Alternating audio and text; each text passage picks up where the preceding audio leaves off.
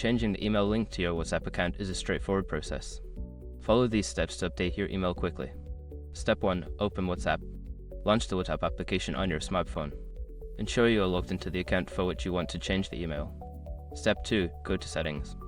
Tap on the three dots in the top right corner for Android or the bottom right tab for iPhone to access the menu. Select Settings from the drop-down list. Step 3. Select Account. In the Settings menu, tap on Account. This section contains all the account-related options, including privacy and security settings. Step 4. Change email. Look for the option labeled Email or Change Email. Tap on it, and you will be prompted to enter your new email address. Follow the on-screen instructions to verify your new email.